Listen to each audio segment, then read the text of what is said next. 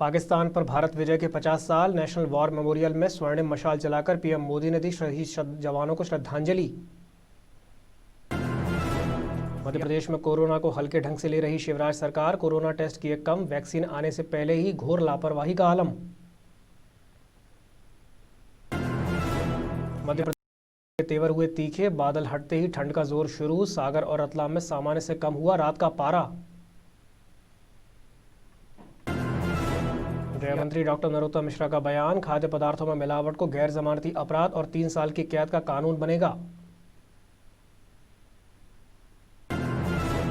स्वस्थ कांग्रेस को सांसें देने की कोशिश में जुटे मुकुल वासनिक। नगरीय निकाय चुनावों की जमावट पर नजर।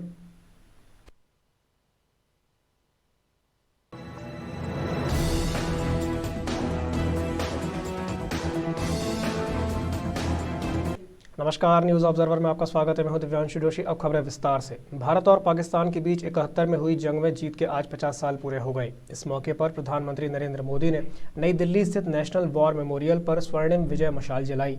यहां उनकी अगुवाई रक्षा मंत्री राजनाथ सिंह ने की। Chief of defence staff Bipin Rawat और सेना के तीनों अंगों के प्रमुख भी मौजूद रहे। सभी ने शहीदों को श्रद्धांजलि दी। पूरे देश में आज स्वर्णिम विजय वर्ष मनाया गया। शहीदों की याद में कई कार्यक्रम हुए। इनमें 1971 की जंग में लड़े सैनिकों और शहीदों की विधवाओं का सम्मान किया गया। प्रधानमंत्री ने नेशनल वॉर मेमोरियल की लौ से 4 विजय मशाल जलाईं।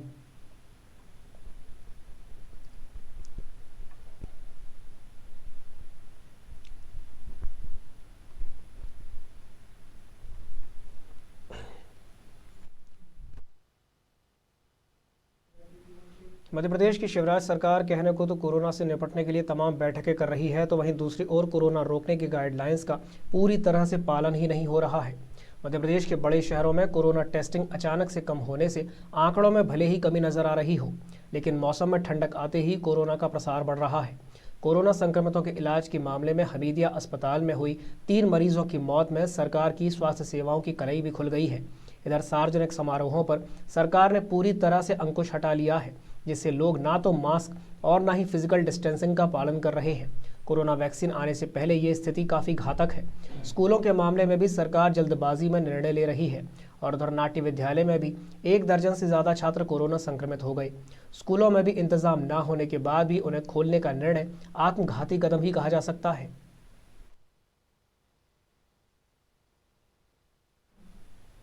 अरब सागर से आने वाली नमी को कमी होते हुए प्रदेश भर में बादल हटने लगे हैं और ठंड के तेवर तीखे होने लगे हैं। यही कारण रहा कि भोपाल समेत प्रदेश भर में रात के तापमान में गिरावट दर्ज की गई। कुछ इलाकों में तापमान सामान्य से 4 डिग्री तक कम हो गया। सागर और रतलाम में रात का पारा सामान्य से नीचे चला गया है। हालांकि पचमढ़ी में 3 और रात के तापमान में उछाल दर्ज की गई है। यहाँ रात का न्यूनतम तापमान 8 डिग्री सबसे कम रहा। सागर में 11.2 डिग्री सेल्सियस और रतलाम में 10.4 डिग्री सेल्सियस तक आ गया। मौसम वैज्ञानिक पी.के. साहा ने बताया कि अब 1-2 दिन तापमान में और गिरावट दर्ज की जाएगी। उसके बाद तापमान में उतार चढ़ाव रहेगा। प्रदेश के कुछ इलाकों में आज भी बारिश की संभावना है। इसमें साउथ विदिशा, सतना, रीवा, सीधी और सिंगरौली में कहीं कहीं हल्की बारिश हो सकती है।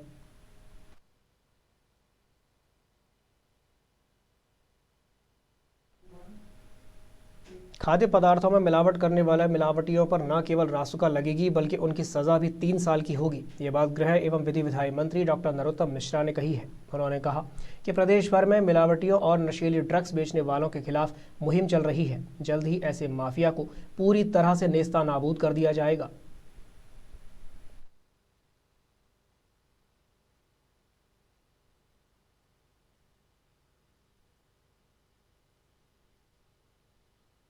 हमने अभियान प्रारंभ किया था। अब हम इसे संज्ञेय अपराध बनाने पर विचार कर रहे हैं। एक संशोधन करके लाने के बारे में विचार चल रहा है, जिसमें 3 वर्ष से अधिक की सज़ा का प्रावधान इसके अंदर किया जाएगा। अभी हमने मिलावटी 26,000 से अधिक दूध पकड़ चुके हैं, 100 किलो से अधिक पाउडर पकड़ चुके हैं, 4,000 किलो से ज़्यादा मावा मिलावटी पकड़ में आया है और पूरी तरह से मिलावट पर कसावट में मध्य प्रदेश के अंदर ऐसे लोगों को नहीं रहने देंगे। जो ड्रग माफिया है उसके खिलाफ भी लगातार हमारी कार्रवाई चल रही है और लगातार उन पर करके हमने 48 आपराधिक प्रकरण अभी तक इस तरह के दर्ज किए। 48 किलो गांजा, स्मैक्स, कॉरेक्स की 2600 से अधिक की बोतलें, गांजा, भांग, ये सब जो इस नशे के पदार्थ का काम करते हैं, इन सब के खिलाफ लगातार कार्रवाई कर रहे हैं और 48 केस अभी तक पंजीबद्ध हैं। मध्य प्रदेश में उपचुनाव में मिली करारी हार के बाद प्रदेश कांग्रेस प्रभारी मुकुल वासनिक ने नए सिरे से कांग्रेस को कसने तथा जमाने की तैयारी शुरू कर दी है। वे 3 दिन के दौरे पर मध्य प्रदेश में हैं और सभी नेताओं से मुलाकात कर आगामी नगरीय निकाय चुनाव के लिए रणनीति तैयार कर रहे हैं। कांग्रेस के मीडिया प्रभारी और पूर्व मंत्री जीतू पटवारी, पूर्व मंत्री पीसी शर्मा सहित अन्य कांग्रेसी नेता उनके साथ विचार विमर्श में जुटे हुए हैं।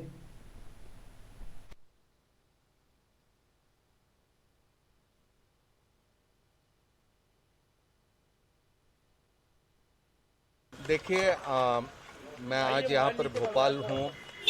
कल हम सागर जाएंगे, फिर जबलपुर और फिर रीवा। यहाँ पर कांग्रेस के तमाम हमारे जो वरिष्ठ नेता हैं, जिला कांग्रेस कमेटी के हमारे साथी हैं, अग्रिम संगठन के हमारे साथी हैं, उन तमाम साथियों से आज संगठन की क्या स्थिति है, वहाँ पर स्थानीय हमारे सामने कौन सी चुनौतियाँ हैं, किस तरह से हम स्थानीय निकाय के चुनाव की तैयारी में लगे हैं, ये तमाम चीज़ों को लेकर हम राय मशवरा करेंगे और फिर इसी सिलसिले में और आगे में दूसरे संभागों में मेरा जाने का कार्यक्रम रहेगा। आज भी बैठक की जाएगी सर, क्या अध्यक्ष के विधायकों को इस्तेमाल किया जाएगा, चुनाव लड़ाए जा सकते हैं। देखिए, अब प्रदेश कांग्रेस कमेटी तमाम नेताओं के साथ, जिला कांग्रेस कमेटी के साथियों के साथ चर्चा करने के बाद में फिर कैसे फैसले लेने हैं चुनाव के संदर्भ में, उसके बारे में अंतिम फैसला करेंगे। युवक कांग्रेस संगठन चुनाव में उठे विवाद पर गृहमंत्री डॉक्टर नरोत्तम मिश्रा ने निशाना साधते हुए कहा कि यूथ कांग्रेस चुनाव में सिर्फ परिवारवाद है। किसी नेता के बेटे को लाभ देने के लिए ये पूरी कवायद की गई है।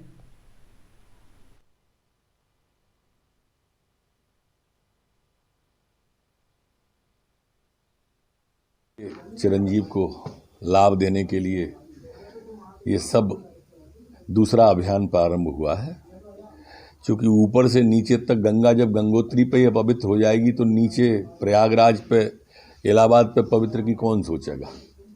और कांग्रेस में तो गंगोत्री पे ही, मतलब ऊपर ही से परिवारवाद है, तो नीचे तक वही सिलसिला चलना। कृषि सुधार कानून को लेकर मंत्रियों को गृह जिले में पत्रकार वार्ता करने पर गृह मंत्री डॉक्टर नरोत्तम मिश्रा ने कहा कि एमपी का किसान समझदार है। किसान जानते हैं कि ये कानून उनके हित में है, उन्हें हमारी समझाइश की आवश्यकता नहीं है।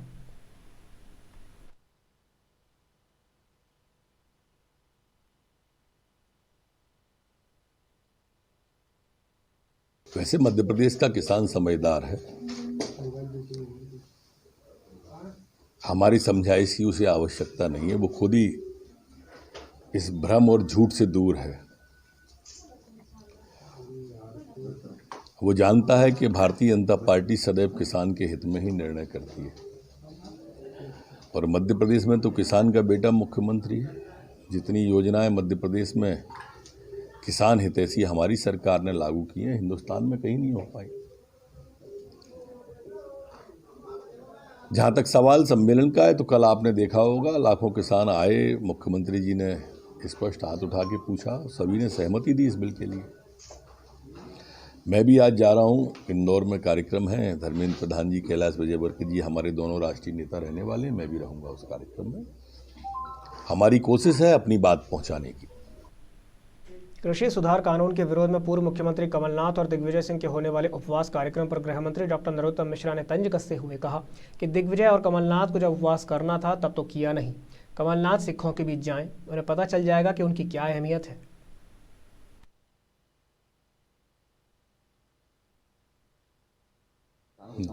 जब करना था तब किया नहीं, अब उपवास की याद आ रही है। जाए ना कमलनाथ जी सिखों के बीच में, उनको ज्ञान आ जाएगा उसके बाद में कि कांग्रेस के बारे में और इनके बारे में क्या सोचती है किसान।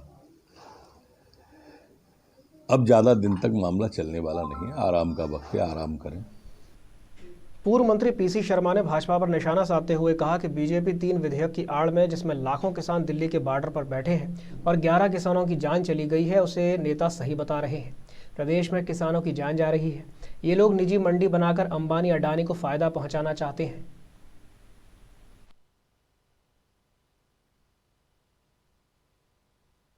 भारतीय जनता पार्टी उन 3 विधेयकों की आड़ में, जिस पे लाखों किसान दिल्ली की बॉर्डर्स पे बैठे हुए हैं वहाँ पर, और 11 किसानों की जान चली गई, उसके समर्थन में नरोत्तम मिश्रा जी और शिवराज सिंह चौहान जी और कमल पटेल जी बातचीत कर रहे हैं।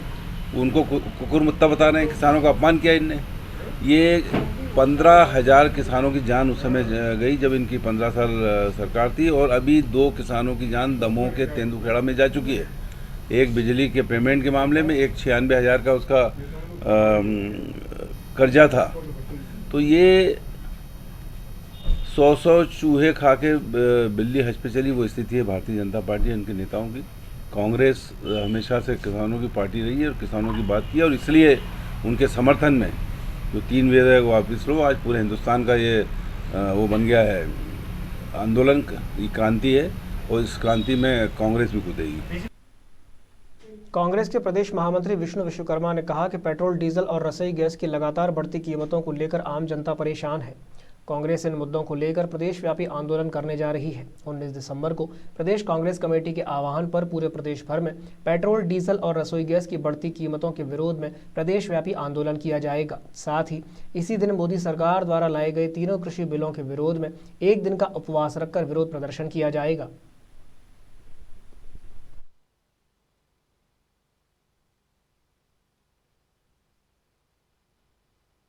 देखिए, आने वाली 19 दिसंबर को प्रदेश से एक सर्कुलर जारी हुआ है कि 19 दिसंबर को प्रत्येक जिले में, मध्य प्रदेश के सभी जिले में बूथ स्तर पर एक बड़ा आंदोलन किया जाएगा, जिसमें डीजल, पेट्रोल और गैस के जो दाम अभी कल जो बढ़ाए हैं उसके ऊपर एक बड़ा आंदोलन किया जाएगा, जिससे कि आम आदमी को जो भुगतना पड़ रहा है, आम आदमी के साथ जो छल कपट करके जो सरकार कर रही है, उसका मुंह तोड़ जवाब देने के लिए बड़ा आंदोलन किया जाएगा। और वो आंदोलन तब तक जारी रहेगा जब तक कि ये डीजल, पेट्रोल की जो बढ़ोतरी है, जो टैक्स मध्य प्रदेश सरकार द्वारा लगाया जा रहा है, डीजल की कीमत कम है लेकिन टैक्स उससे ज़्यादा है, तो उस टैक्स को अगर जब तक कम नहीं किया जाता तब तक ये आंदोलन जारी रहेगा।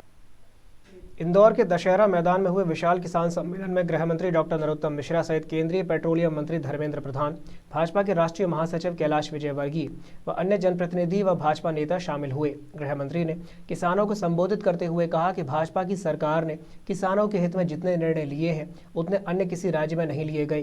प्रदेश में किसानों की उपज का एक एक दाना समर्थन मूल्य पर खरीदा जाता है। कांग्रेस सिर्फ अपना वजूद बचाने के लिए किसानों को गुमराह कर रही है।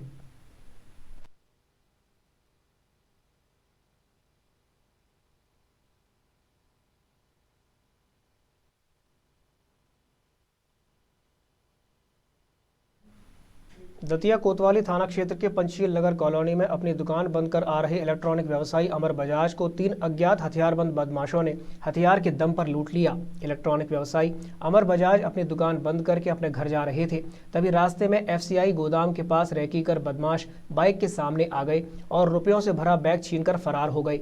बताया गया है कि बैग में लगभग 50,000 की नकदी थी। पुलिस ने पीड़ित की शिकायत पर 3 अज्ञात बाइक सवार लुटेरों के खिलाफ मामला पंजीबद्ध कर कार्रवाई शुरू कर दी है, लेकिन अभी तक लुटेरों का कोई सुराग नहीं मिला है। आपको बता दें कि जहां लूट हुई है वो एक रिहायशी इलाका है। एक ही स्थान पर 2 माह में ये लूट की तीसरी वारदात है, इसलिए लूट की इन घटनाओं से पुलिस और सुरक्षा व्यवस्था पर सवालिया निशान उठ रहे हैं।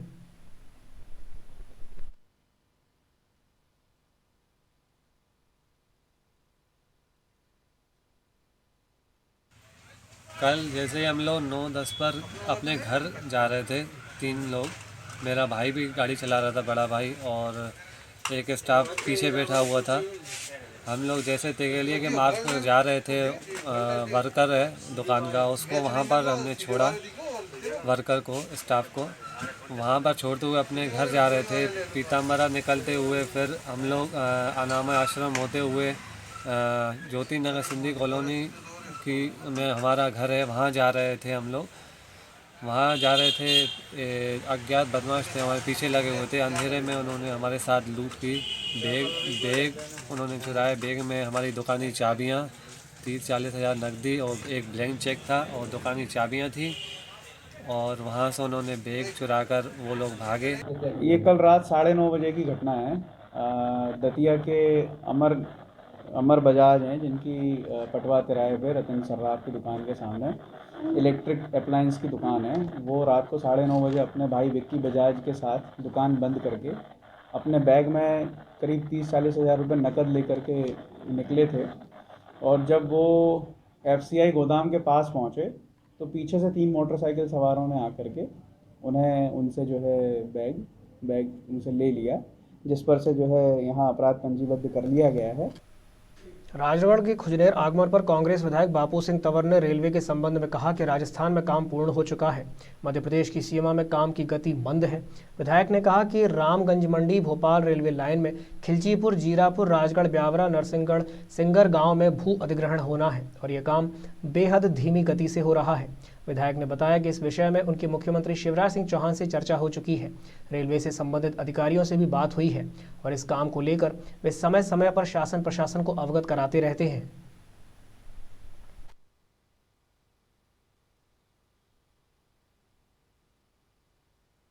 इसमें ऐसा है कि पिछले 15 साल से ये जब रेलवे लाइन स्वीकृत हुई थी उस समय से इसमें सबसे ज़्यादा देरी तो भूअर्जन में हो रही है।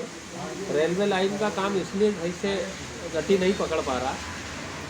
जैसा कि आप बता रहे हैं कि राजस्थान के राज्य में तो सीमा तक काम हो गया, तो मैंने भी देखा कि मैं राजस्थान सीमा में और राजस्थान की जो सरकार है उसने समय पर भूअर्जन किया और आवंटन करके रेल विभाग को वो भूमि उनको उपलब्ध करा दी और रेलवे ने टेंडर करके रेलवे का काम शुरू किया और आज हमारी मध्य प्रदेश की सीमा तक लगभग उनका काम पूर्ण होने के ऊपर है।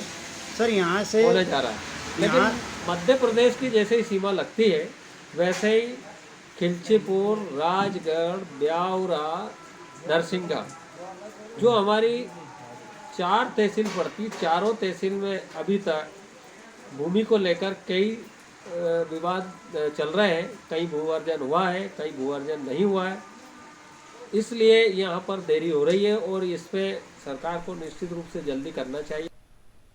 राजगढ़ जिले के नरसिंहगढ़ में पार्वती बांध के अंतर्गत आने वाले ग्राम सुंडी के ग्रामीणों ने मुआवजे को लेकर SDM को ज्ञापन सौंपा। इस दौरान ग्रामीणों ने बताया कि पार्वती बांध के अंतर्गत किसानों की डूब में गई जमीनों का मुआवजा आज तक नहीं दिया गया है। ग्रामीणों का कहना है कि सभी गाँव का मुआवजा मिल चुका है, परंतु सुंडी गाँव का मुआवजा अभी तक नहीं मिला, जिससे हम ग्रामीणवासी परेशान हैं। हमारे द्वारा बार बार आवेदन देने के बाद भी कोई कार्रवाई नहीं की गई है, जिसको लेकर ग्रामीणों ने SDM को ज्ञापन सौंपकर प्रशासन से मांग की है कि उन्हें शीघ्र ही मुआवजा दिलाया जाए।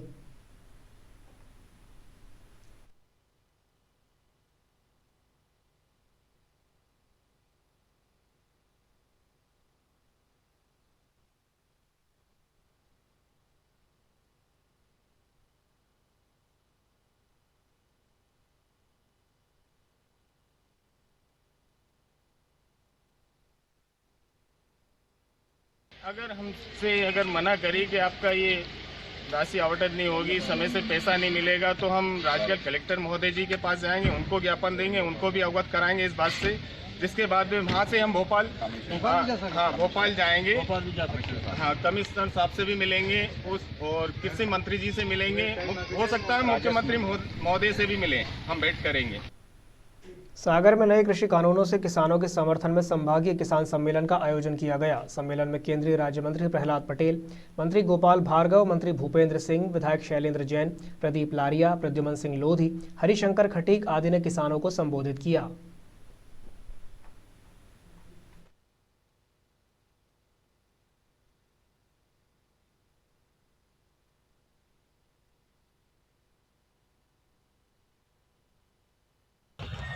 कृषि कानून बनने के बाद पूरे देश के किसानों ने माननीय मोदी जी का हृदय से अभिनंदन किया, स्वागत किया, क्योंकि ये किसानों की लंबे समय से मांग थी। हम सब किसान हैं, मैं भी किसान हूं। सागर कृषि उपज मंडी में मंडी के उपाध्यक्ष के रूप में मुझे काम करने का मौका भी मिला है। और किसानों की बरसों से मांग थी। मैं समझता हूं जब से देश आजाद हुआ तब से लगातार हमारे देश में किसानों की ये मांग थी कि देश में किसान ही ऐसा निर्माता है जिसकी फसल का मूल्य कोई और तय करता है। देश में ऐसा कोई उद्योग कारखाना नहीं है जिसका मूल्य उसका मालिक तय न करता हो।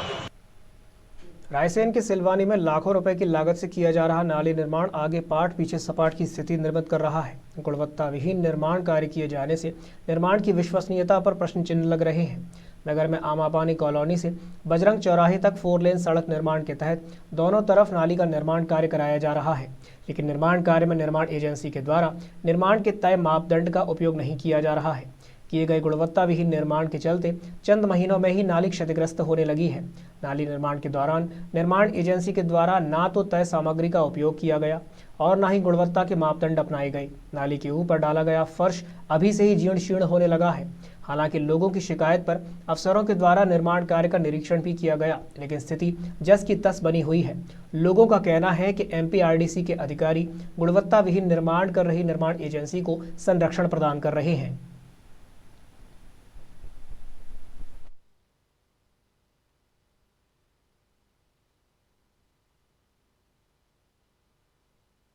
नाली में माल खराब लग रहा है, नाली चटक रही है और ये जगह जगह मुरम डाल के गिट्टी डाल के रखे हुए हैं। इससे परेशानी हो रही है लोगों को, बहुत असुविधा हो रही है। आदमियों से उनसे कहो ठेकेदारों से तो वो कहते हैं आज करेंगे कल करेंगे। इससे बहुत ज्यादा प्रॉब्लम है, इसका निर्माण सही करवाया जाए। नाली का काम सारा घटिया, एक नंबर का घटिया काम चल रहा है। ठेकेदारों की सारी मनमानी चल रही है। जब उनके मन में आता है तब वो काम करते हैं, जब मन में नहीं आता फ्री हो जाते हैं। कहीं 30 फीट पे नाली बना रहे हैं, कहीं 40 फीट पे नाली बना रहे हैं, कहीं 20 फीट पे नाली बना रहे हैं। सारी नालियां चटक रही हैं, ना नाली की तराई हो रही ना कुछ हो रहा है। मन की मर्जी चल रही है प्रशासन की और ठेकेदार की। सारी नगर सिलवानी पूरा हताहत है। नरसिंहपुर जिले के गोटे गांव के सामुदायिक स्वास्थ्य केंद्र में स्वास्थ्य शिविर का आयोजन किया गया, जिसमें मरीजों के ब्लड प्रेशर की जांच करने के बाद कोरोना की जांच के लिए सैंपल भी लिए गए। शिविर में गोटे गांव और आसपास के इलाकों से बड़ी संख्या में मरीज जांच के लिए आए। इनमें महिलाओं की उपस्थिति भी रही। डॉक्टरों का कहना है कि इस प्रकार के शिविर से मरीजों को लाभ मिलता है।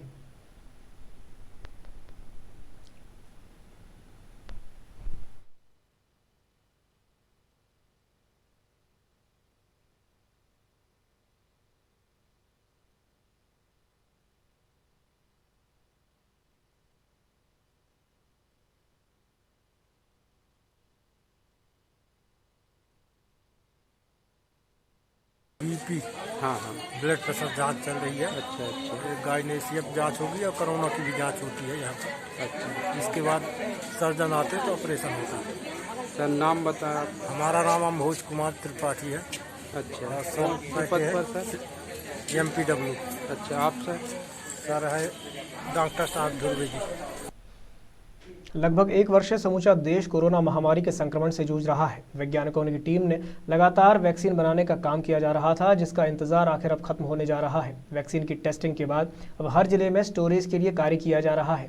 पन्ना जिले में भी कोरोना वैक्सीन के स्टोरेज के लिए एक डिस्ट्रिक्ट स्टोरेज सेंटर बनाया गया है। इसके साथ ही जिले भर में 20 कोल्ड स्टोरेज डिपो बनाए गए हैं, जहां पर वैक्सीन को स्टोर करने की तैयारियों को लगभग पूरा कर लिया गया है। कोरोना वैक्सीन के लिए जिला प्रशासन ने टास्क फोर्स का गठन किया है, जिसमें SDM पूरे सिस्टम को मॉनिटर करेंगे।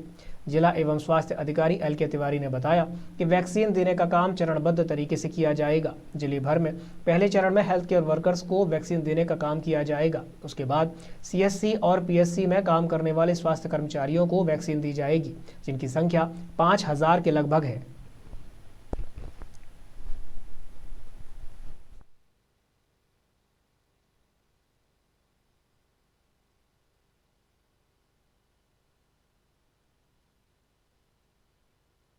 हाँ, कोविड-19 वैक्सीन को लेकर तैयारियां प्रारंभ हो गई हैं। उसके पहले स्टेप में कल हमने कोविड-19 से संबंधित जो विभाग इन्वॉल्व होंगे उनकी कल एक डिस्ट्रिक्ट टास्क फोर्स की बैठक कलेक्टर की अध्यक्षता में की है। प्रथम चरण में ये वैक्सीन जो है स्वास्थ्य कार्यकर्ता ग्रामीण क्षेत्र के और CSC PSC में काम करता उनको लगेंगे। इसके बाद पब्लिक में किए जाएंगे। ये संख्या लगभग हमारी 5000 लोग हैं जो कि पहले चरण में जिनको वैक्सीन दी जाएगी। इसमें से उसके भी पहले उन लोगों को वैक्सीन दी जाएगी हेल्थ केयर वर्कर, जिनका काम आगे चल के पब्लिक में वैक्सीन लगाना होगा। उसको हम लोग सुदृढ़ीकरण कर रहे हैं। जहाँ तक अभी जानकारी प्राप्त हुई, कोविड की जो वैक्सीन आएगी उसको एक निश्चित टेम्परेचर पे -डिग्री टेम्परेचर में स्टोर करना पड़ेगा।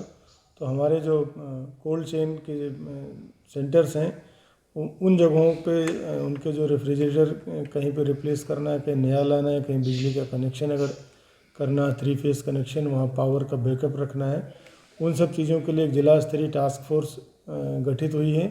और इसी तरीके से SDM के लेवल पे एक ब्लॉक लेवल की टास्क फोर्स गठित है। और टास्क फोर्स की ये जिम्मेदारी है कि वैक्सीन जब आएगी तो वैक्सीन की कोल्ड चेन पूरी मेंटेन रहे। बुलेटिन में फिलहाल के लिए इतना ही। आगे की खबरों के लिए बने रहिए न्यूज़ ऑब्जर्वर के साथ। नमस्कार।